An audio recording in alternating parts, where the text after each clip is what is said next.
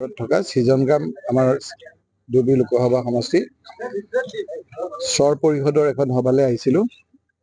সেই সভাখনত মুখ্যমন্ত্ৰী ডাঙৰীয়াই সভাখন কৰিবলৈ অনুমতি নিদিলে, কিন্তু তাৰ স্থানীয় ৰাইজে লোকৰ আমাৰ কংগ্ৰেছৰ মানুহৰ মাটিত ডাঙৰ এখন সভা পাতিলে। স্বৰ অঞ্চলৰ বহু লোক তালৈ আহিলে, লগত আমি একেলগে ইফতাৰ কৰিলোঁ। আমাৰ বিধায়কো থাকিলে। মুখ্যমন্ত্ৰী ডাঙৰীয়াই যিকোনো প্ৰকাৰে মোৰ মুভমেণ্টটো ৰেষ্ট্ৰিক্ট কৰিবলৈ বিচাৰিছে, যাতে মানুহৰ ওচৰলৈ যাব নোৱাৰোঁ, তেওঁৰ কথাবিলাক ক'ব নোৱাৰোঁ। ঠিক একেদৰে বিভিন্নজনৰ মুখ বন্ধ কৰিবলৈ খুজিছে। সংবাদ জগতৰ এজন উজ্জ্বল নক্ষত্ৰ, বহু কষ্ট কৰি প্ৰতিষ্ঠা লাভ কৰি সংবাদৰ বা বাতৰিবিলাক গোটেই অসমত প্ৰকাশ কৰাত আগ্ৰণী ভূমিকা লোৱা জয়ন্ত বৰুৱা ডাঙৰীয়াকো বিধানসভাৰ মজিয়াত অসাংবিধানিকভাৱে বিভিন্ন ধৰণে সমালোচনা কৰিছে। USTMৰ মালিকক অবৈধভাৱে মিছা কেছ দি তেওঁক এৰেষ্ট কৰিছে। আজি আমাৰ এটা ল'ৰা এজন MLAক বোলে কিবা এটা কোৱাৰ কাৰণে ঘৰৰ পৰা চুচুৰাই আনিছে, কিন্তু মোক জীৱনতে নাশ কৰিব খোজা সেই ডকাইত, চোৰ, ৰেপিষ্ট যিকেইটা আপোনাৰ জেলৰ পৰা ওলাই আহিছে, সেইকেইটা এতিয়াও ঘূৰি ফুৰিছে, তাৰ কোনো আপোনাৰ বিচাৰ নাই।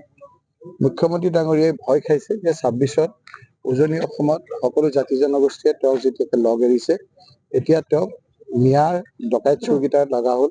মিয়া ডকাইত চোৰৰ যোগেদি মোকো গতিৰোধ কৰিব বিচাৰিছে।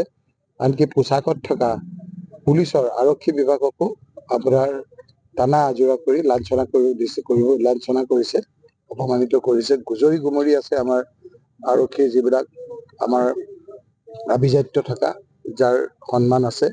মুখ্যমন্ত্ৰী ডাঙৰীয়াই কেৱল আৰক্ষীৰে দ্বাৰাই বৈতৰণি পাৰ হ'বলৈ বিচাৰিছে। গোটেই মানুহৰ এতিয়া বিতৃষ্ণা লগা হৈছে মুখ্যমন্ত্ৰী ডাঙৰীয়াৰ কাৰুকাৰ্যবিলাক, আৰু সেইকাৰণে এতিয়া তেওঁ যি প্ৰতিটো ক্ষেত্ৰতে ভুল কৰা আৰম্ভ কৰিছে, আৰু মানুহৰ চকুত এই কথাবিলাক ধৰা পৰিছে। জয়ন্ত বৰুৱা ডাঙৰীয়াক যি ধৰণেৰে তেওঁ সমালোচনা কৰিছে, এই কথাবিলাক মই ভাবোঁ যে সংবাদ জগতৰ সকলো লোকে এই ক্ষেত্ৰত প্ৰতিবাদ কৰা উচিত, কিন্তু যিদৰে কৰিবলৈ আহিছিল মোৰ চকুত পৰা নাই। মই ভাবোঁ যে এইটো এটা জনবিস্ফোৰণ হোৱাৰ প্ৰয়োজন। আমাৰ এতিয়া লোকসভা চলি আছে, ৰমজানো চলি আছে। 5 তাৰিখৰ পিছত আমি গাঁৱে যাম, আমি বিভিন্ন ঠাইত যাম, জনমত গঠন কৰিম। আৰু এনেধৰণৰ বিশেষকৈ জয়ন্ত বৰুৱা ডাঙৰীয়াক যিদৰে সমালোচনা কৰি সকলোৰে মুখ বন্ধ কৰিব খুজিছে, চতুৰ্থ স্তম্ভক যিদৰে তেওঁলোকে কণ্ঠ ৰোধ কৰিব বিচাৰিছে, তাৰ বিৰুদ্ধে ৰাইজক সজাগ কৰি হাজাৰ হাজাৰ লাখ লাখ মানুহ ৰখি আছে যে কোনদিনা নিৰ্বাচন ঘোষণা হয় বা কোনদিনা হিমন্ত বিশ্ব শৰ্মাৰ বিৰুদ্ধে ৰাজপথত আমি নামিব পাৰোঁ। সেই কথাবিলাক আজি আপোনালোকৰ সকলোৰে মুখে মুখে। সেইকাৰণে আজি অহাৰ পথত মই মোৰ লোকসভা সমষ্টিৰ অন্তৰ্গত জনিয়া সমষ্টিৰ কেইবাঠাইতো, হয়তো চেঙা সমষ্টিৰ কেইবাঠাইতো মই ৰখি মই দলীয় কৰ্মীসকলক লগ ধৰোঁ। এইখিনিত মোক সংগ দিয়ে আমাৰ বিধায়ক আব্দুল বাটেন খণ্ডকাৰে। আগন্তুক পঞ্চায়ত নিৰ্বাচনত সমস্যাটো হৈছে আপোনালোকৰ কেনেকে জানিলে সমস্যাটো আহিছে? মুখ্যমন্ত্ৰী ডাঙৰীয়াই এনাউন্সে নকৰে দেখোন, ভয়তে কম পাম। ডাঙৰীয়াই কৈ আছে বিহুৰ মাজতে নিৰ্বাচন অনুষ্ঠিত হ'ব। কেতিয়া কৰিব তেওঁ? এইটোতো নিৰ্বাচন কৰিব লাগিছিল কেতিয়া? যেনেকে বিধায়কৰ এখন চৰকাৰৰ 5 বছৰীয়া, লোকসভাৰ এখন কেন্দ্ৰীয় চৰকাৰৰ 5 বছৰীয়া, ঠিক তেনেকে এইটো লোকেল চেফ গভৰ্ণমেণ্ট, এইটো সাংবিধানিক এটা ব্যৱস্থা। পঞ্চায়তৰ 5 বছৰ, এতিয়া 5 বছৰ আজি 1 বছৰ আগতে উকলি গ'ল। এতিয়া মুখ্যমন্ত্ৰী ডাঙৰীয়াই বিভিন্ন ভেকু ভাওনা দি নিজে কেছ লগাই, নিজে মোকৰ্দমা লগাই, নিজে কিবা কিবি কৰি পিছুৱাই আছে।